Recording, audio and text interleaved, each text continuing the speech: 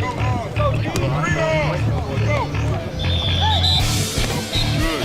your back hip into it.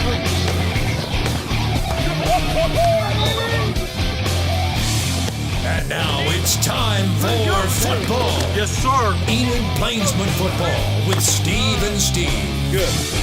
Great. In cooperation with the Enid Public Schools and the City of Enid, welcome to Plainsmen Football 2017 with Steve and Steve. I'm Steve Kine with the City of Enid, along with the head coach of the Enid Plainsmen, Coach Steve Hayes. Plainsmen are coming off a 52-14 loss to the Pirates from Putnam City. And it seemed like it was a game of two halves, Coach. 49-7 at the half. But then it seemed like the scoring slowed down significantly in the second half. So tell us your thoughts about the two different halves. I was very impressed with Putnam City, but I was just as impressed with the Plainsmen of the never quit attitude. Yeah. They just kept playing hard. You know, from a skill standpoint, you can only reference teams based on your game with them. Mm-hmm. And based on our game with them and the other teams in our district, I'm really kind of surprised they didn't win our district, because from a skill standpoint, based on the games that we had with them and the other ones, they were definitely the best, most skilled team that we've played this year. Between their receivers, their defensive backs, their quarterback. You know, the big difference in the second half is that they didn't play their quarterback. And wow, what a special player he is. Very accurate, very quick delivery with the ball. Has already gotten a couple offers to play football beyond high school, and he's only a junior. I mean, he's got a bright future ahead of him. Just really, really impressed with their overall athleticism. They have those two defensive linemen, Ron Tatum and Colin Clay, or Clay Collins, I can't remember, number 74, who have already got multiple offers. Tatum's committed to OU, and Clay's got offers from Arkansas, SMU, Tulsa. How big is Tatum? He's 6'5", 260. Okay. Yeah, and we have a great clip to show you on our highlights today of our offensive lineman, Draven Atkins, blocking him 15 yards downfield and putting him on his back. It was pretty awesome. I think the fans will like it when they get to see it here in a little while.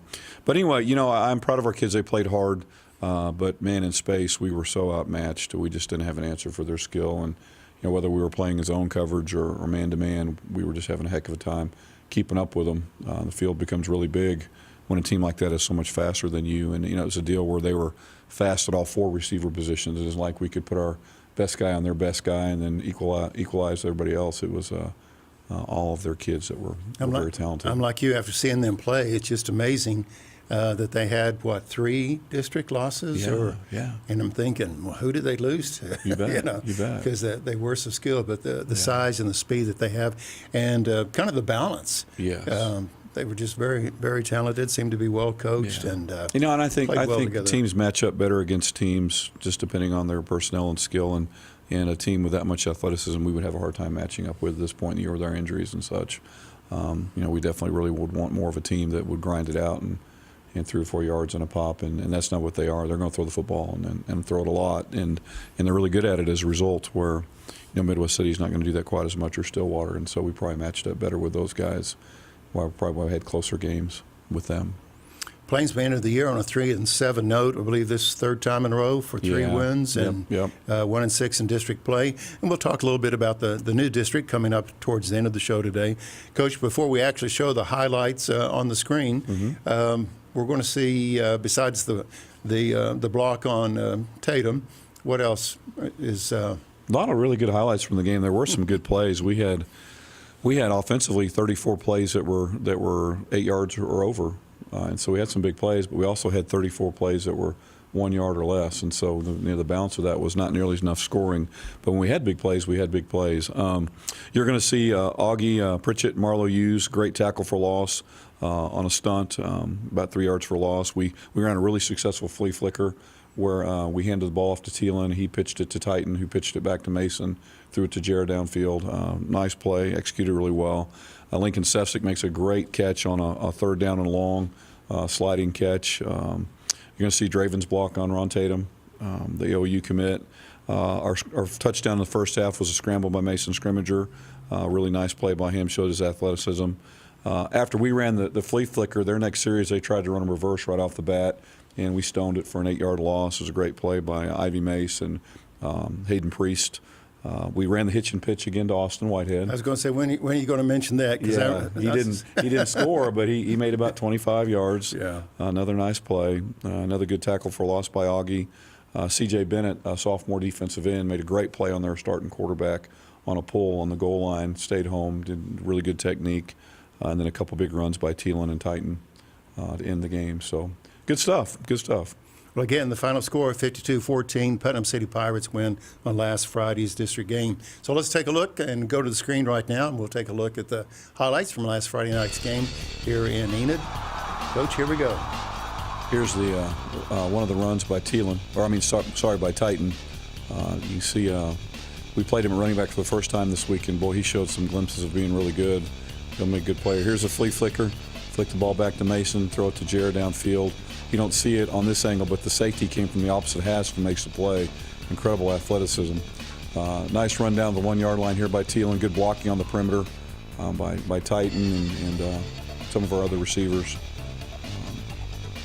Thought he got in there in the game, but we had to come back and quarterback sneak it. Here's a hitch and pitch to Whitehead again. Guy can rumble when he catches it. He's pretty fast for a big guy.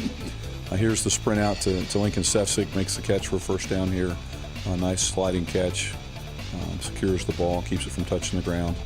Here's the block on, here's Scrimmager's touchdown run on the scramble. Good job on the perimeter of leading the way there by Titan. And you're just kind of waiting for one of those runs because he always runs 75 yards for a 10-yard gain. I know, he has one of those in him a game. Here's the block on Ron Tatum. And you see we get tackled in the backfield by another guy, but you see 51 take Tatum to the ground and mash him. We love that. He was angry. He actually got a 15-yard penalty on that because he was so mad when he got up. Good tackle for loss there by Augie and Marlowe. And here's a good play by CJ, keeping contained on the quarterback and getting him down on the quarterback keep. And another tackle loss here by Augie. And he goes unblocked on the stunt. And I wish we would have a turnover there, but they blew it dead at that point. Here's a reverse. You see Ivy does a good job of sniffing it out, forcing him deeper, and then Hayden does a good job of running him down once Damien makes him cut back.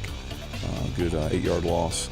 Good job defending that by our defense. Putnam City had a lot of speed, but as well matched most of the time because it's just incredible how much speed you have to have on defense nowadays. Oh, yeah, and great effort by all 11 people. Yeah.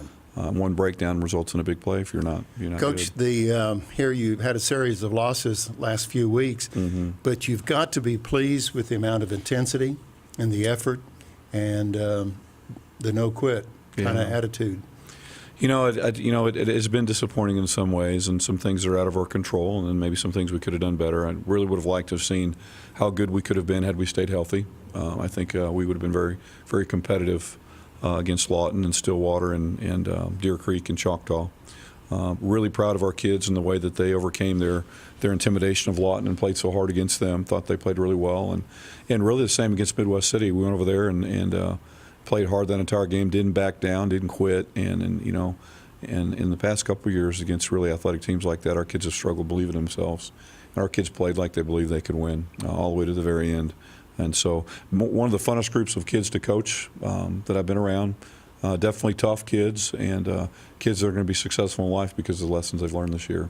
And the time that I've been around them, you can just sense the effort and the mindset to just keep working hard. Just keep working hard. And I think the kids truly loved one another, cared about each other, and are sad that the season's over. Our seniors were pretty distraught after the final gun Friday night and stayed around to walk the field after everybody had left and sure. Kind of say goodbye one last time. So despite the win-loss, I think it was a positive experience for most of our kids. Well, it's been a quick season. Here we started in August. Here we are in November. You bet. It has gone. It seemed like we were just taping the coaches' bios and the players' introductions, and now we're wrapping it up for the last time. Right. It's crazy. Okay, thank you for staying with us on the Coaches Show for Enid Plainsmen with Steve and Steve. Now let's take this time out and let's meet some other members of the Plainsmen team.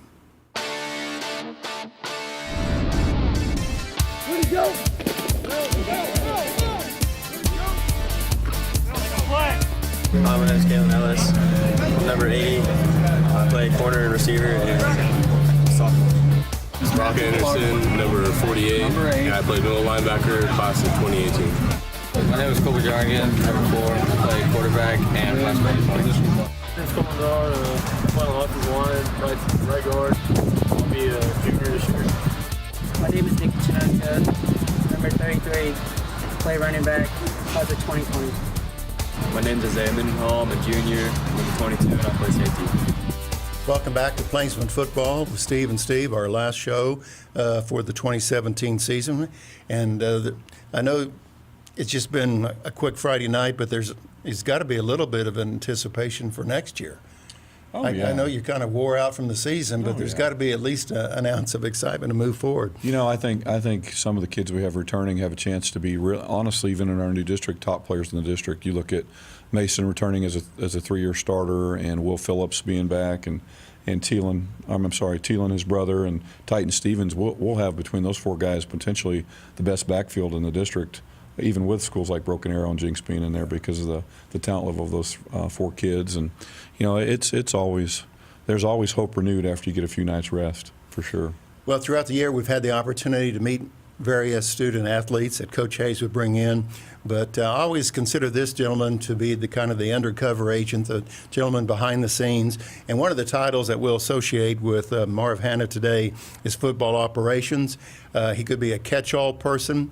Definitely behind the scenes to keep the show running kind of individual. Marv, welcome to the Enid Television Network studios. Thanks for being here. We've waited all year for this moment. Coach, we have a really special guest today, somebody who doesn't appear in front of the camera very often, probably by choice would be my guess. But man, Marv is a man of many talents, does a great job with our equipment there at the field house, and also is a walking sports almanac. We have been able to stump Marv with any of our sports questions, and we've tried really hard. He is, when it comes to baseball and football in particular, he knows his stuff. And so, if it's not written down, just go to Marv. He'll give you the answer. Yeah. Coach, right off the bat, how important is Marv's role to you and the other staff members, Plainsmen football? I'm telling you, to not have to worry about all the little details that goes with equipment and have somebody like Marv who does such a good job of doing that it's indescribable how much of and there's so much that goes into equipping a kid for a football game, to getting equipment to a game, and now with all the technology that we have, it's just grown and grown and grown. Where Marv is responsible for setting up our TV tent. He's responsible for making sure if a kid forgets his mouthpiece that we have a mouthpiece. If a kid forgets his helmet that we have a helmet, and that happens. I mean, with high school kids, stuff like that happens. Sometimes someone will come to me and say, "Oh, why was this kid wearing a different jersey tonight?" And it's because that's the one Marv brought when he forgot the one he had. It happened twice this year. Yeah, and so But who's keeping track, right? It happened twice. And inevitably, when you call on Marv, it's emergency. I mean, it's something that has to be taken care of right now, and he's got to have the equipment there. And Marv is always prepared for emergency. He is the original 911. Well, let's hear from Marv here. Just quick question, Marv. What's the best thing about your role? Well, it's always changing. It seems like every year I have a different job that I never even thought about doing. Like Coach Hayes brought up the sideline tent, and that was a couple days for the McGinnis game. Yep. And so we got that set up and got going on it, and by the end of the year I got a lot of girls that work for me, and I got them trained on it so well. All I have to do is turn them loose on the tent and then go check, make sure everything's set up right at the end. Yeah.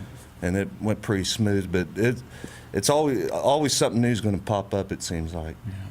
Yeah. Marv's job is so varied as far as taking care of the field house, taking care of the locker room, and then taking care of all the equipment. Marv, I mean, there's no way we can cover your entire job, but share a little bit about what game day looks like for you from Friday morning until the time we kick off. Just busy as soon as I get there. We have always laundry to take care of. That's never ending. And one thing I always make sure you get done on game days is make sure I always clean up the game footballs we have, or quarterback balls. So I get them waxed and buffed up and ready to go. And anything on equipment that I've kind of took note of that needs fixed, or a kid that had trouble with, we'll make sure that gets taken care of early. Then you got, of course, if we're traveling, you got drinks to take care of and pregame food, which I don't have to do that as much as I have in the past, so that's a lot easier.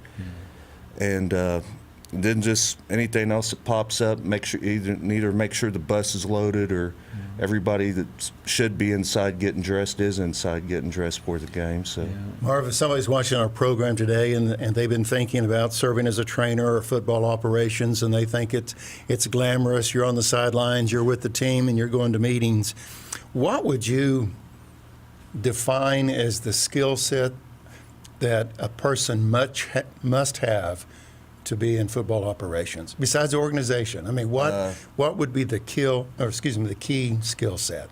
be able to improvise and think fast. That happens a lot, especially when they wanted something 5 minutes ago, and that's when there's two other things going on. So you got to be able to think on your feet. Games get pretty intense and everything's urgent, and so Marv is probably the things where he's the last stop for all those things, and has to be the good or bad news bearer, and so it's not always easy being Marv. And he's also the get-back coach.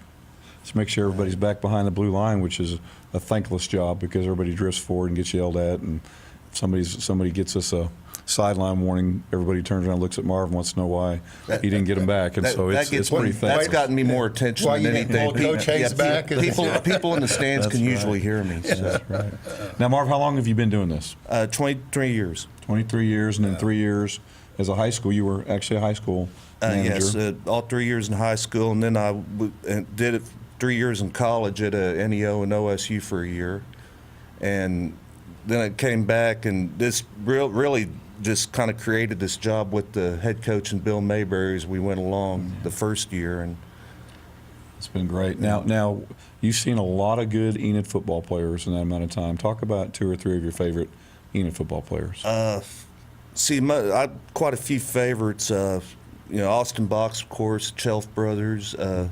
Some of my other favorites weren't as well known.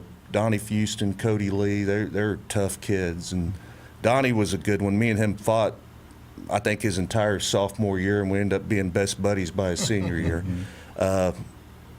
Be a few others. Eric Ike, he was a good one for us. He was the late 90s, 2000. And then that'd be that group, Brandon Jenkins, Chip Baker. They're a pretty fun group. That's just off the top of my head. It's a good list. Yeah. It's a good list. Some of them would know that, and then others I'll get, why didn't you bring me up later on? So right. I still see a lot of those guys. Well, it's taken us all year to get you to the studio, so we'll just capitalize on just the few moments we have with you. Is there, I know there's just multitude, in 23 years, multitude of memories of some great experiences. Is there just a great memory that you have in the past? It doesn't have to be funny or anything like that, but is there just a memory that you take away that makes your role rewarding? Well, one's definitely the state finals run we went on in 2006, and as about as tired as I'd ever been, because we started having early practices when the playoffs started at 7 a.m. and so I'd come in there all day, and at one point I was bringing my laundry from home into the field house and doing that while I was working, and then just all kind of bits and pieces along the way to certain games, and each year is always something different.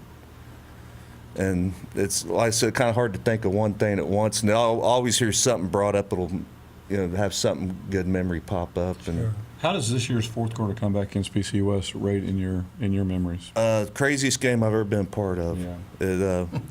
Because I was early third quarter. You're just sitting there. I hope this gets over with quick. And then we scored, and I go, well, this is not as bad. Yeah, but people were saying that at halftime. Well, right. That's right. And it did not get over quick. That's for sure. That was a long game. By the end of the third quarter, you're thinking, this is crazy, but I might actually have a chance at this point. And then, well, not even the end of the quarter, about halfway through the fourth quarter, I guess, because we didn't get going until the fourth quarter.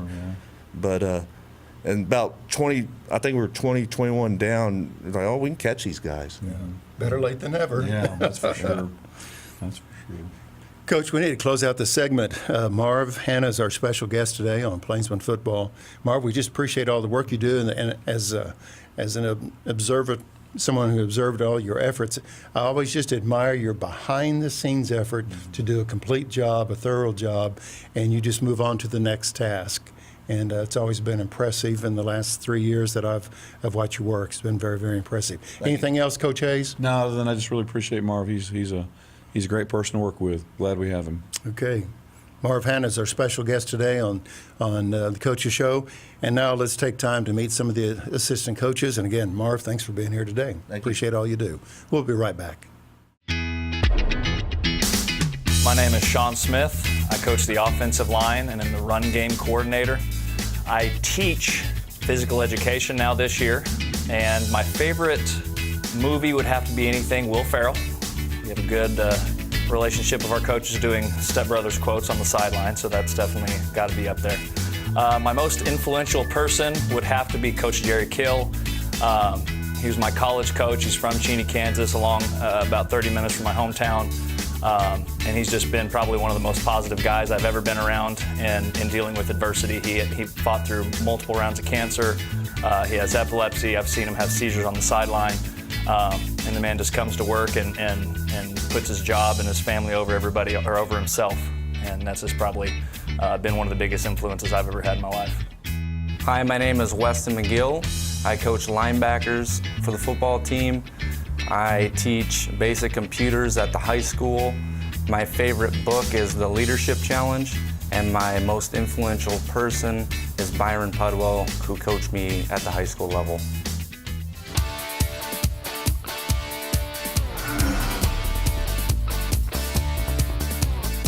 Welcome back to Plainsmen Football. We sincerely appreciate you joining us this year. It's been such a quick year, and we enjoy the opportunity to be on the Enid Television Network, Channel 11, also in high definition on 111, to just share the excitement about Plainsmen Football and what Coach Hayes and his assistant coaches have brought to the Enid community. Well, Coach, here we are once again in the Chalk Talk segment. The Plainsmen 3-7 on the year, 1-6 district. Okay, that's 2017, and there's got to be just a little bit of forward thinking into 2018. Yeah. And we understand there's a new district alignment. Mm-hmm. Tell us about that alignment, and also, I guess there's going to be some new faces. Sure. Next fall. Yep. When the Plainsmen take the field. Tell us a little bit about that. We're going to have a different looking schedule next year with our new district and moving up to 6A. Division I, and some opponents I'm excited about playing, and some they're going to be big tasks for us, but we're going to have to get ready for. It's not an east-west district as much as it is kind of an assortment of schools across the state, and we got into the district where a lot of single-town high schools named after their town got put in. For example, we play Edmond Memorial, which is original high school from Edmond. Mm-hmm. We play Broken Arrow, we play Jinx, Norman High School, Moore High School, Yukon High School, and then the only multiple school is Edmond Santa Fe. And so it's a good collection of schools from every aspect of 6A Division I across the state. We go east, west, south. And so it'll make for some exciting football next year. Next year is interesting in that both Broken Arrow and Jinx are away. We'll have to go to Tulsa for those games. And so those won't actually be games that we'll host here at Selby. And then we'll bring a lot of those other schools to our stadium because they'll end up being home games. And you'll definitely see the east side of the state when it comes to Broken Arrow and their facilities. You bet. One of the largest schools, if not the largest 6A school in the state. Yeah, it is, largest enrollment. But there's been a lot of money put into that particular program. Yep, and I even think ESPN this particular year aired one of their Saturday games. Yeah, they did. Just to highlight Oklahoma football and facilities and all. So that's got to be exciting there. Yeah, very much so. And so, excuse me, you said it's not really an east-west, excuse me, it's not really an east-west alignment because you have east schools and west schools in this. Is there the official name of 6A, what, you say 1 or what's? Yeah, there's 6A, Division I, District 1, and District 2. Okay. Yeah. Okay. Anything else that we look forward to in 2018? How about the non-conference schedule? Some games that are lined up? We've kept our current non-conference schedule intact, in part because of our affiliation with the Oklahoma Big 12 Conference, and so that's the reason we're still playing Bishop McGuinness. Okay. And I asked that conference for an exception for our rivalry games so we could continue playing our rivalry games against Ponca and Guthrie, and they allowed for that. Okay, well, great. And so, which was nice because they could have, tried to get the superintendents involved and enforce the rules and say that we'd have to play Putnam City Schools or Midwest City in our non-conference, and we were able to. Those rivalry games are pretty important. Sure. The Ponca game's pretty important. Guthrie's pretty important. Really would have liked to kept the Stillwater game for the same reason, but we were able to compromise and do a little bit of both. Well, we look forward to 2018 with the new schedule and also the new teams and new opportunities, new challenges. Look forward to that. Sir. Well, we're going to talk a little bit about preparation for 2018 here in just a moment, but let's take this time out and let's meet more members of Plainsmen football.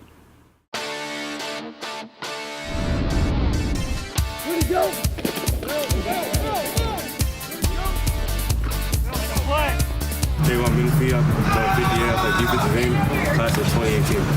My name is Brian Pimpleton, number 76. Tackle.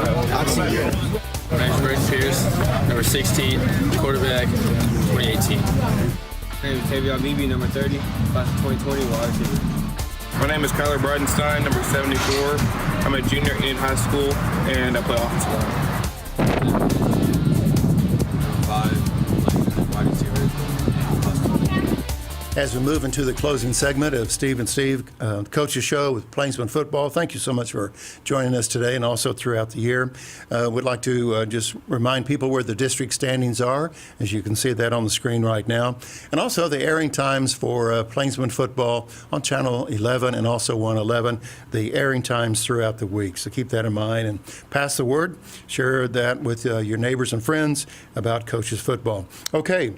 As we move into the winter months, what's next for Plainsmen football in the next couple of months? Well, the end of the season is as busy as the beginning as far as putting away equipment, getting the seniors situated and where they need to be as they move forward, and then begin to reverse engineer the season and find out where you want to improve and really trying to help the kids that are coming back reach their potential. There'll be an off-season planning. We'll test next week and then create an off-season program around that testing, create goals for the kids and start working towards that. And when we get back from Thanksgiving, that'll actually kick into high gear.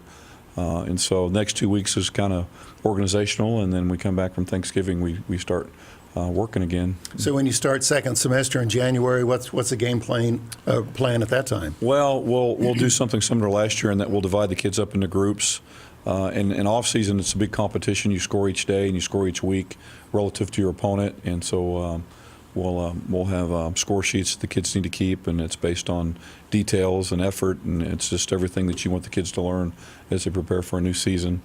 And that'll kick off when we get back in January. Off season will look like in season as far as weekly competitions and preparing. And you have a year-end banquet, is that correct? We do. This year it'll be December 6th at the Enid High School cafeteria and auditorium.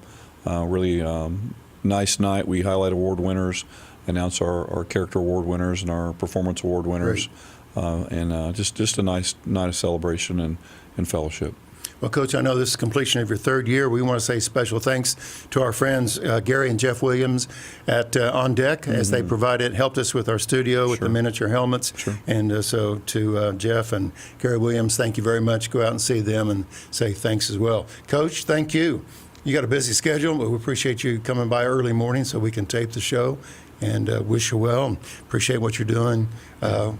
Well, I think you guys are the ones that really deserve the thanks. You guys have been great supporters of the program and helping us to promote the program and get exposure to the kids, and it's a difference maker. I really appreciate the time and effort that the city puts into creating the show and getting behind the high school. You're welcome. And there's always individuals behind the scene to make it happen. For sure. And so we say special thanks to AJ, Penn, and Dane for their work on Plainsmen Football 2017. Coach, we got to go. Wish you the best. Thank you for joining us for the Coach's Show this year. And until next time, until next season, make it a great day.